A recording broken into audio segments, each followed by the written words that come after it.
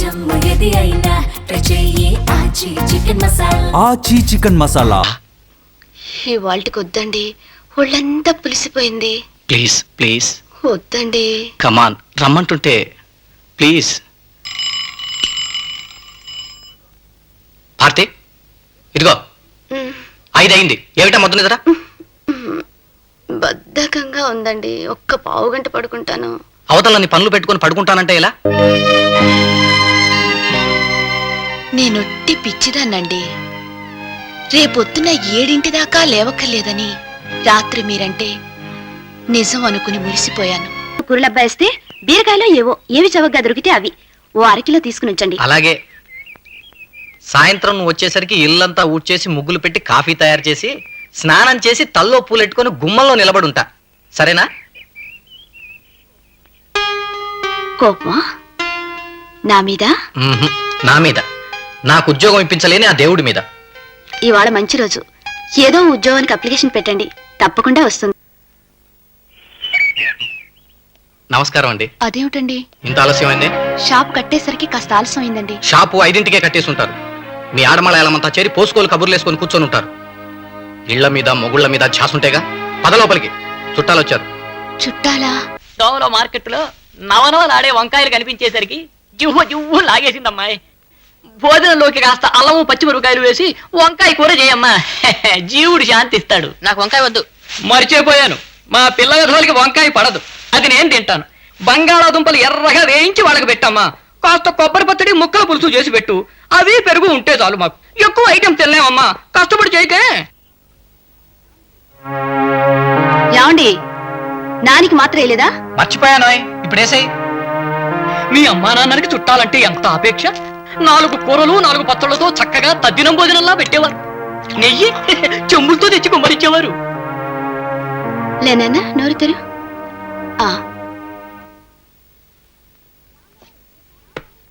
ఏమండోయ్, ఓసారి ఇలా రండి. ఏమిటి? మీ బాబాయ్ గారు వంకాయ కూర బంగాళదుంప కూర అంటున్నారు, కూరలు లేవు. నేను బజారు వెళ్ళలేను, పొద్దుటి నుంచి ఉద్యోగాల వేటలో తిరిగి తిరిగి కాళ్ళు రోకళ్ళయ్యాయి. అలా అంటే ఎలా అండి? ఉప్మా చేయమన్నారు, ఆ పని చూడాలిగా. సరే ఇవ్వ. అమ్మాయి, ఇప్పటికే పంచ ప్రాణాల్లో 2 ప్రాణాలు ప్రయాణమైపోయాయి. కాఫీ రెడీయా?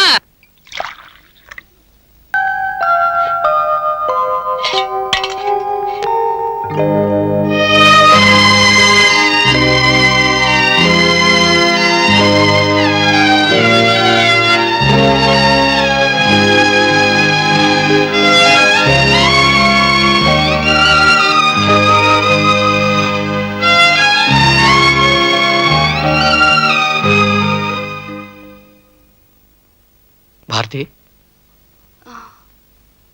పాపం బాగా అలసిపోయినట్టున్నావు. తప్పండి. నీకున్న పనికి తోడు ఈ చుట్టాల చాకరీ ఒకటి వచ్చి పడింది. వీళ్ళు ఎల్లుండి వెళ్ళిపోతారు. మన ఇంటికి చుట్టాలు ఎవరు రాకుండా చూసుకుంటాను కదా, రా. ఈ వాళ్ళకి వద్దండి, ఒళ్ళంతా పులిసిపోయింది. ప్లీజ్, కావాలంటే రేపు పొద్దున్నే ఎంచక్కా 7ంటికి నిద్రలే. ఈలోపు హరి మీద గిరిపడ్డా లేవద్దంతే. ఏమైనా పనులుంటే నేను చేసి పెడతాను. పాలు నేను పోయించుకొని కాచేస్తా. ప్లీజ్. వద్దండి. కమాన్ రమ్మంటుంటే ప్లీజ్ లే.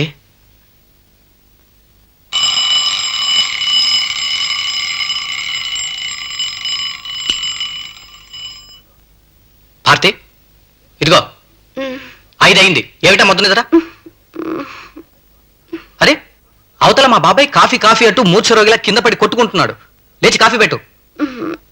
బద్ధకంగా ఉందండి, ఒక్క పావు గంట పడుకుంటాను. అవతలని పనులు పెట్టుకుని పడుకుంటానంటే ఎలా? మా బాబాయ్ పిల్లలు ఊరు చూసి వస్తారట. వాళ్ళకి టిఫిన్లు చేసి మధ్యాహ్నానికి భోజనం వండి పెట్టాలి. లేలే. టిఫిన్లు కూడా చేయాలా? ఏం తినకుండా పిల్లలు మధ్యాహ్నం దాకా ఎలా ఉంటారు? నేనొట్టి పిచ్చిదాన్నండి. రేపొద్దున 7 దాకా లేవక్కర్లేదని రాత్రి మీరంటే నిజం అనుకుని మురిసిపోయాను. రాసి పెట్టుండాలి కదా.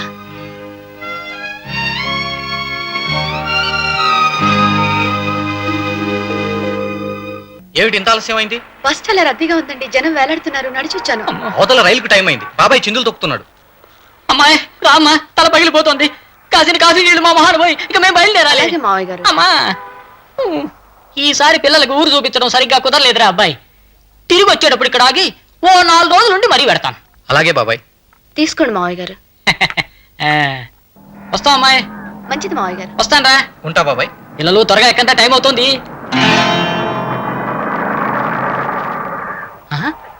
ఓరి ఓరి ఓరి ఓరి విస్సు. రంగనాథం నువ్వెప్పుడొచ్చావు? మొన్న వచ్చా, ఇప్పుడే బయలుదేరుతున్నా. షిరిడి పెడదామని. ఆహా, ఏమ్మా బాగున్నావా? నేను రావటం నువ్వు వెళ్ళటం ఏం బాగాలేదు. ఆగిపో, రేపు వెళ్ళొచ్చులే. సరే, చాలా కాలం అయింది. నీతోనూ కాలక్షేపం చేసినట్టుంటుంది. రేపే బయలుదేరుతాను. పిల్లలు, మన ప్రయాణం క్యాన్సిల్. పదండి పదండి, లోపల పదండి. రామయ్య, ఇదేనా రావడం? అవునురా. ఏమ్మా కులాసైనా? రండి బాబాయ్ గారు, రండి పిన్ని. ఏమండి, ఇవాళ లాస్ట్ డే, కరెంటు బిల్లు కట్టాలి. ఇందా డబ్బు బిల్లు. బిల్లు కడితే చాలా? అంట్లు తోమి ఇల్లు చిమ్మి వంట కూడా చేయాలా? అదేమిటండి? అంతేలే, పని పాఠాలేని మగాడంటే ఇంట్లో పని మనిషి కూడా లోకువే. ఛ, అలా మాట్లాడకండి. నేను ఎప్పుడైనా మిమ్మల్ని లోకుగా చూసానా? షాపుకు టైం అయిపోయిందని మిమ్మల్ని ఆ బిల్లు కట్టమన్నానే కాని. నాకు కుదరదు, నేను ఇంటర్వ్యూకి వెళ్ళాలి. ఏమండి, ఇటు ఇంట్లో పని, అటు షాపులో పని, దానికి తోడు చుట్టాల చాకిరి. ఎందని చేయనండి నేను. ఒక్కో మనిషికి ఒక్కో రుచి. వాళ్ళకి నచ్చినవి వండి వడ్డించి ఇల్లంతా సర్దుకుని పడుకునేసరికి 12. మళ్ళీ తెల్లారగిట్ల 4 గంటల నుంచి గానుగెద్దులా చాకిరి. అవునులే, నా వైపు చుట్టాలంటే గిట్టదు నీకు. వాళ్ళు వస్తే చాలు కళ్ళలో నిప్పులు పోసుకుంటావు. వాళ్ళంటే గిట్టక కాదండి, చాకిరీ చేయలేకంటున్నాను. నిద్ర చాలడం లేదు, నీరసం పెరుగుతోంది. ఇలా ఇంకొన్నాళ్ళు చాకిరీ చేస్తే మంచాన పడిపోతానేమోనని భయమేస్తోంది. కాస్త ఈ చుట్టాల రాకడిని అదుపు చేయండి. నా ఒక్కదాని జీతం ఎన్ని ఖర్చులకని చాలుతుంది? ఇంటి ఖర్చులకే బొటాబొటిగా సరిపోతుంది. ఇలా చుట్టాలొచ్చి పడితే నెల నెల అప్పులు చేయాల్సి వస్తుంది. ఎందుకొచ్చిన చుట్టాలండి? వీళ్ళు తినిపోయేవాళ్ళు, 4 మాటలు అనిపోయేవాళ్లే తప్ప అవసరానికి ఆదుకునేవాళ్లు కారండి. ఒరే అబ్బాయి, మన గురుమూర్తి వచ్చాడు. కులసన మామయ్య గారు. అమ్మాయి, నువ్వు మాకు రెండోసారి కాఫీ ఇవ్వలేదు. ఫ్లాస్క్ లో పోసి పెట్టాను బాబాయ్. 6 ఏళ్ల నుంచి కాపురం చేస్తున్నాను. చుట్టాలొస్తూనే ఉన్నారు. మీ ముందెప్పుడూ ఈ విషయం ఎత్తలేదు. ఇటు ఖర్చు విషయంలోనూ అటు చాకిరీ విషయంలోనూ ఒత్తిడికి తట్టుకోలేక ఇప్పుడు ఈ 4 ముక్కలు చెప్పాను.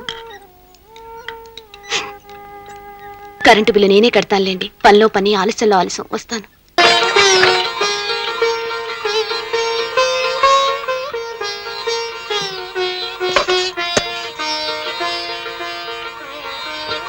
ఏమైనా నువ్వు ఇంత సడన్ గా ఇల్లు మారాలని పట్టుబట్టడం, మనం ఈ కొత్తింట్లోకి రావడం నేనెందుకో సరిపెట్టుకోలేకపోతున్నాను భారతి. ఇల్లు మారడం విషయంలో నేను మొండిపట్టు పట్టడం మీ మనసును నొప్పిస్తుందని నాకు తెలుసండి. అయినా నేను ఈ పని చేసింది మన మంచికే. కొన్నాళ్ళు మనం ఇల్లు మారిన విషయం మన బంధువులు ఎవరికీ తెలియనివ్వద్దు. ఈలోపు మీకు ఏదైనా ఉద్యోగం వస్తే ఆ తర్వాత చుట్టాలొచ్చినా ఖర్చులకు పెద్దగా ఇబ్బంది ఉండదు. భారతి, ఇంకా నాకు ఉద్యోగం వస్తుందన్న నమ్మకం రోజు రోజుకి సన్నగిల్లిపోతోంది. అలా నిరుత్సాహపడకండి. ఇల్లు మారాం కదా, ఈ కొత్తింటి వాస్తు మనకి శుభాన్ని కలిగిస్తుందేమో. మీ త్వరలోనే ఉద్యోగం వస్తుందేమో, చూద్దాం. ఛీ, ఇంకెంత తిట్టాం మట్టి. ఇల్లు మారితే కలిసి వస్తుందన్నావు, వాస్తన్నావు, నా మొహం అన్నావు. చూడిప్పుడు ఈ ఇంట్లోకి వచ్చాక నాకు ఉద్యోగం రాలేదు సరికదా, నీకున్న ఉద్యోగం కాస్త ఊడింది. ఇప్పుడు ఇద్దరం కలిసి వీధుల్లో పడి అడుక్కు పోతుందండి. పొద్దున బానే ఉన్నాడు పిల్లాడు. రోజుకో జబ్బు దరిద్రుడికి. వాడేం తప్పు చేశాడని వాడిని తిడతారండి. మన కర్మమో ఏ దేవుళ్ళ శాపమో అంతగా ఆరోగ్యం సరిగా ఉండని బిడ్డ పుట్టాడు. వాడు వింటుండగా అంతంత మాటలు అనకండి. వాడి చిన్న మనసు చివుక్కుమంటుంది. సరే, వాడిని త్వరగా డాక్టర్ దగ్గర తీసుకెళ్ళు. ఇప్పటికే షాప్కి టైం అయిపోయింది. కాస్త మీరు వాడిని హాస్పిటల్ తీసుకెళ్తే. నాకు కుదరదు. ఈవేళ నన్ను ఫ్రెండ్ ఫ్యాక్టరీకి తీసుకెళ్లి ఉద్యోగం విషయం రికమెండ్ చేస్తానన్నాడు. ఈ నెలాఖరికి నీ ఉద్యోగం ఉడుతుంది కదా, ఈ లోపు నేనేదో ఒకటి చిన్నదో చితకతో ఉద్యోగం చూసుకోకపోతే ఎలా బతుకుతాం? ఒక్క గంట వాడి కోసం ఖర్చు పెట్టండి. నాకు కుదరదు. వాడు నాకే కాదు మీకు బిడ్డేనండి. అవును, నాకే కాదు నీకు బిడ్డే కదా, ఆ పని నువ్వు చేయొచ్చుగా. ఇదివరకు వాడిని ఎన్ని వందల సార్లు నేను ఆసుపత్రికి తీసుకెళ్లలేదండి. ఈ నెల రోజుల్లో ఎలాగైనా సరే వ్యాపారాన్ని పెంచి మా ఉద్యోగాలని నిలుపుకోవాలని మేం నలుగురం రాత్రింబగళ్ళు ఎంత కష్టపడుతున్నామో మీకు తెలుసు. ఆ కారణంగా ఇవాళ ఈ పని చూడమని మిమ్మల్ని అడుగుతున్నానే గాని. అంటే అంటే నీకు పిల్లాడి కంటే ఉద్యోగం ముఖ్యం అన్నమాట. అంత మాట అనకండి. నాకు ఉద్యోగం కంటే, ఇంకా చెప్పాలంటే పిల్లాడి కంటే కూడా మీరు ముఖ్యమండి. మీకు ఉద్యోగం రాక నా ఉద్యోగం పోతే మీరు మరింత బాధపడతారని, ఎలాగైనా ఈ ఉద్యోగం నిలబెట్టుకోవాలని ఆరాటపడుతున్నాను. అది గమనించండి. నువ్వు లక్ష్య చెప్పు, వాణ్ణి నేను ఆసుపత్రికి తీసుకెళ్లను. మిమ్మల్ని బలవంత పెట్టను. పిన్ని గారు, మా నాని కొంట్లో బాగుండలేదు. నాకు షాపులో అర్జెంట్ పనుంది. మా వారికి ఇంటర్వ్యూ ఉంది. కాస్త ఏమనుకోకుండా మీ అబ్బాయిని డాక్టర్ దయానందరావు గారి దగ్గరికి వీడిని తీసుకెళ్లి చూపించమని చెప్తారా? అలాగేనమ్మా, మా వాడు బయటికి వెళ్ళాడు, రాగానే పంపిస్తాను. థ్యాంక్స్ పిన్ని గారు, వస్తాను.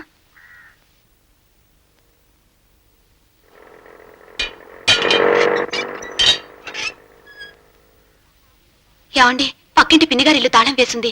మా నానిని వాళ్ళ డాక్టర్కి చూపించారటనా?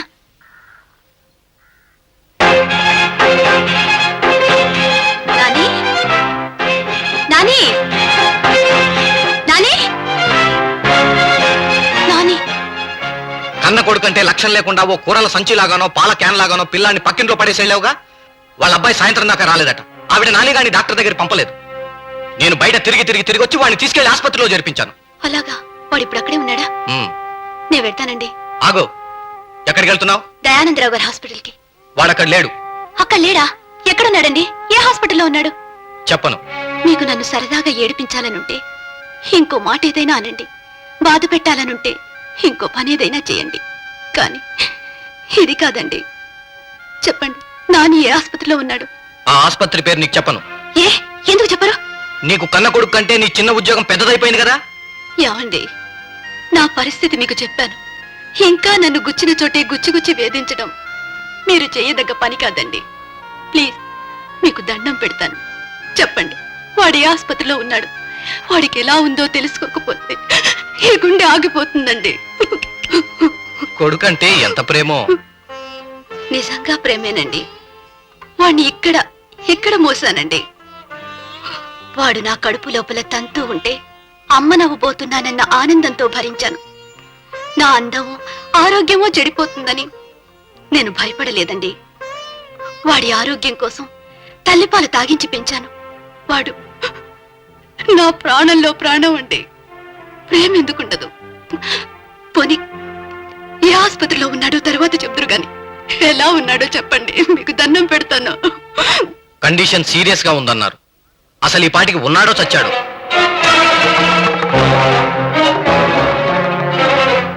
నేరా మాట అనగానే నా కడుపులోంచెగిసిన మాటకి నా నోటికి మధ్య ఈ 2 చిన్ని బంగారు రేకులు అడ్డుపడ్డాయండి.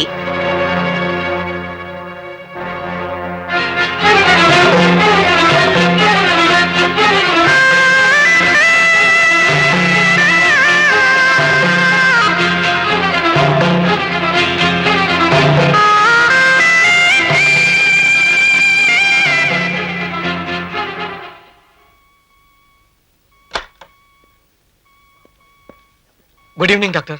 Good evening. మా అబ్బాయి టెంపరేచర్ కంట్రోల్ కావటం లేదు. తల్లి మీద బెంగ పెట్టుకున్నాడు అనుకుంటాను. అమ్మాయిని కలవరిస్తున్నాడు. లే బాబు, వెంటనే మీ మిస్సెస్ని తీసుకొచ్చి చూపించండి, లేకపోతే చాలా ప్రమాదం.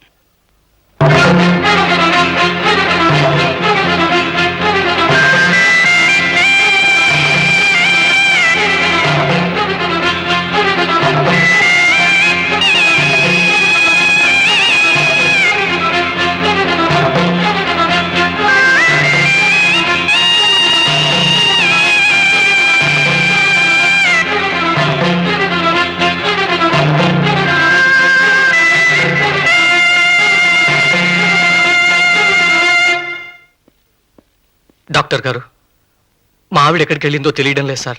మిస్టర్ సూర్యం, నా పేరు పేరే కాదు, మీ గురించి చాలా తెలుసుకున్నాను. నేను చిల్డ్రన్ స్పెషలిస్ట్నే కాదు, సైకాట్రిస్ట్ని కూడా. మీ భార్య ఉద్యోగం చేసి మీరు నిరుద్యోగంగా ఉండిపోవడం చేత మీలో ఇన్ఫీరియారిటీ కాంప్లెక్స్ డెవలప్ అయింది. రాను రాను మీలో సాడిస్టిక్ మెంటాలిటీ పెరిగిపోయింది. అయిన దానికి కాని దానికి మీ భార్యని కోపట్టడం, తిట్టడం, ఆవిడ బాధపడేలా ప్రవర్తించడం చేస్తున్నారు. అవునా? మగవాడిగా పుట్టడం గొప్పతనం కాదు మిస్టర్ సూర్యం. తన మీద ఆధారపడిన వాళ్ళని ఏ లోటు లేకుండా చూసుకోవటం మగతనం, గొప్పతనం. మీ భార్యను సినికల్గా హింసించాలని ఆవిడకు మీ అబ్బాయి ఉన్న హాస్పిటల్ పేరైనా చెప్పలేదట. ఇది చాలా తప్పు మిస్టర్. ఆవిడ కంగారు పడుతూ ఊళ్ళో ఉన్న ఆసుపత్రులన్నీ తిరిగారట. అనారోగ్యంతో ఉన్న బిడ్డ కనపడకపోతే ఆ తల్లి మనసు ఎంత తలడిల్లిపోతుందో ఊహించండి. కేవలం ఆవిడ ఉద్యోగం చేస్తుందనే అక్కస్తో భార్యను బాధించడమే మీ ఉద్దేశం అయితే, మీరు చదివిన చదువు, మీకు నేర్పిన సంస్కారం అదే అయితే, ఆ చదువు వృధా మిస్టర్. మా గురించిన ఈ వివరాలన్నీ మీ అబ్బాయి ఉన్న రూమ్లోకి వెళ్ళి చూడండి. ఈ వివరాలు నాకు ఎవరు చెప్పారో తెలుస్తుంది.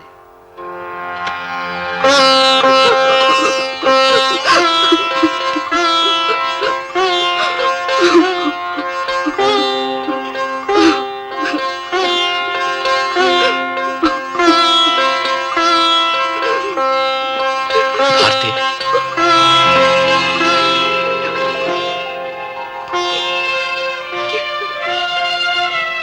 నేను చాలా ఫూలిష్ గా ప్రవర్తించాను. నన్ను క్షమించవు.